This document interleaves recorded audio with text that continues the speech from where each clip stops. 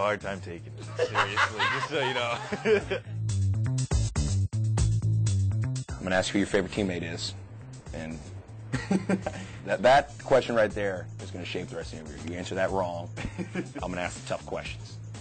Action. Nate, first and foremost, right here. Put her there. You know, I think, me personally, I'm going to be, I have no idea what your answer could be for this, but who is your favorite guy on the team?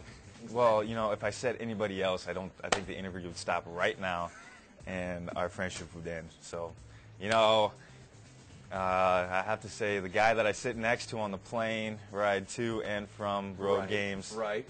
That'd be Nick Bahe. Okay.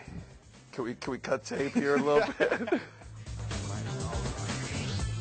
I've been noticing that you've been acting pretty stressed out lately. I've been seeing some bags under the eyes. You constantly look tired. I hear you got a grueling academic schedule right now. I do. Your class schedules, as tough as it gets. It's almost like you're in med school or law school. Talk a little bit about your class. Notice how I didn't say classes. My first scheduled class is Monday night, next Monday night, right. Which is applied guitar class. I'm trying to learn how to play an instrument, something that I've always been interested in. If that doesn't sound like the toughest thing I've ever heard, I tell you what, applied guitar. Now, talk a little bit about you were, I think, if I'm correct me if I'm wrong, you were 11 points behind. 10 points behind a certain guy that we're around quite a bit. Yeah. You could even call him, Coach McKenna.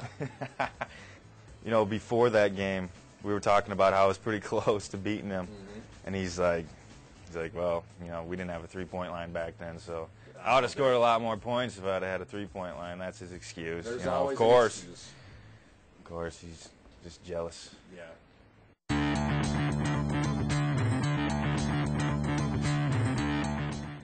Okay, something the viewers might not know about you is that you are actually going into broadcasting. You want to be a sports broadcaster. But you do some pretty good impressions of people. And a couple of coaches that the viewers might be aware of, Coach Self, Coach Altman, and Coach Krzyzewski at Duke. And viewers know that you were at Kansas, and Coach Self was your coach, so right. I have a pretty good impression of him. Take it away, Coach Self. Let's take a look at this here. First possession. Oh, boy, I tell you what, Wayne, you're tough. God almighty, you're tough in there. In that block, you're just down low. You got a presence. Not half the time, all the time, presence. So I'm talking about having a presence. God almighty. Oh, look at that effort, Aaron. That's pitiful. Pitiful. This is your second year with Coach Altman, and I think we have some phrases that we're both aware of that he uses time and time again. So, okay. Coach Altman. I'm sorry, first of all, Coach Altman. But all right, guys, first with the good here. We've got a good possession here, a spread. But hold on, let's pause it here. Guys, look at all the straight up and down. Standing right here. The game's not played like this, guys. Got to get down low here, guys. All right, let's see a good possession here. All right, Posh. That ball is popping around. See where we got the defense? All of them shifted. No one knows where they're at here, fellas. But good bent knees, good bash. Bash is great. Good bash.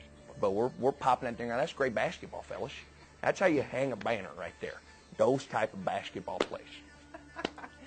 Don't have any expressions that Coach Krzyzewski uses, Right. but we have a certain commercial that I'm sure the viewers are aware of. I don't view myself as a basketball coach. I view myself as a leader that happens to coach basketball. When I have you leave Duke University, I don't want you armed with just a jump shot. I want you armed for life. That's why I use American Express.